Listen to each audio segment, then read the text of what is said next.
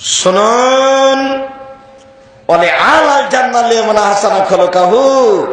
আমি জান্নাতুল ফেরদাউস নিয়ে দিব ওই লোককে যে তার আচরণ ভালো করেছে। এবার তিনটা কথা মনে রাখতে হবে। এই তিনটা কথা মনে রাখলেই আজকের এই প্রোগ্রাম যথেষ্ট। টাকা পয়সা যা খরচ হয়েছে, আমরা যে খরচ করে এসেছি, সব উঠে যাবে এই তিনটা কথা দিই। এক, সত্য হলেও তর্ক করবেন না, ইনশাআল্লাহ। আল্লাহর নবী আপনাকে জান্নাতে একটা ঘর নিয়ে দিবেন। দুই, মজাক করে হলেও মিথ্যা বলবেন না।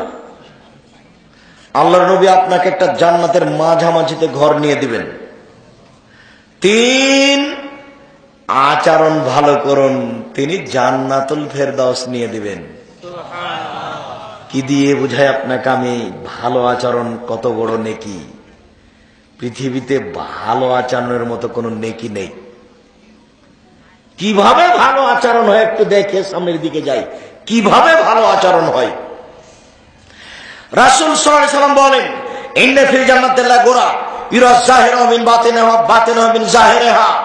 পৃথিবীর মানুষ, তোমরা শুনে রেখো, জান্নাতে কতগুলি দামি দামি ঘর রয়েছে, উন্নত মানের পদার্থ দ্বারা তৈরি, যার ভিতর থেকে বাহির দেখা যায়, বাহির থেকে ভিতর দেখা যায়, এখানে টকটক টকটক করছে, ঝকঝক ঝকঝক করছে। সাহাবীগণ বলছেন, আল্লাহর নবী, লিমান হাজিহি, এত দামি ঘর কে পাবে? এত দামি ঘর কার, কে পাবে? তখন আল্লাহ রাসূল বললেন, লেমান আলানাল কালামা, যার মুখের ভাষা নরম, সেই পাবে। এবার ভালো আচরণ কোন পথ দিয়ে চালু হয়? মুখ দিয়ে।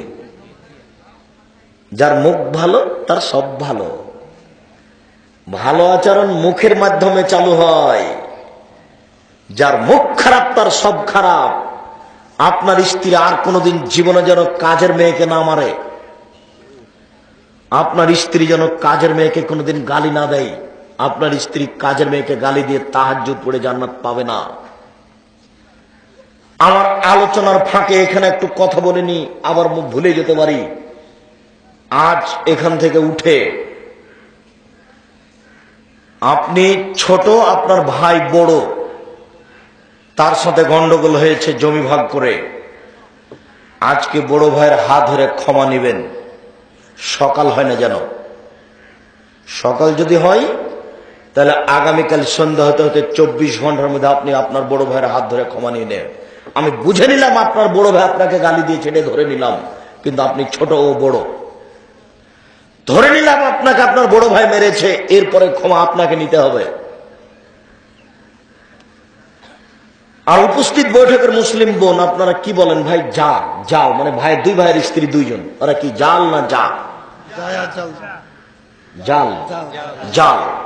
তো উপস্থিত বৈঠকের মুসলিম বোন, এই ছেলে তোমার মাকে বলে দিও তুমি, আপনারা দুই জাল, আগামীকাল সন্ধ্যা হতে হতে হাত ধরে ক্ষমা নিবেন। আপনি ছোট জাল আর আপনারও বড়। বুঝে নিলাম আপনার বড় জালের কারণে গন্ডগোল হয়েছে, এটা আমি ধরে নিলাম। এরপরেও ক্ষমা আপনাকে নিতে হবে, আপনি বয়সে ছোট। আপনি বক্তব্যের সাথে মুনাফিকি করবেন না। বক্তব্যের সাথে মুনাফিকি করে আপনি তাহাজ্জুদ পড়ে জান্নাত লাভ করতে পারবেন না, ভুল হিসাব। আপনি আপনার জালের হাত ধরে ক্ষমা নেন, ইনশাল্লাহ জান্নাত হবে। আর বলেন জালের হাত ধরে যে বোন বা বড় বুবু বা আপা, যা হয়েছে হয়েছে, আমরা এক মায়ের পেটের মেয়ে হিসেবে এখানে থাকবো। মানুষ মাত্র হতে পারে। বক্তব্যের সাথে মুনাফিকি করবেন না, আপনাকে বলছি, আপনার স্ত্রীকে বলছি।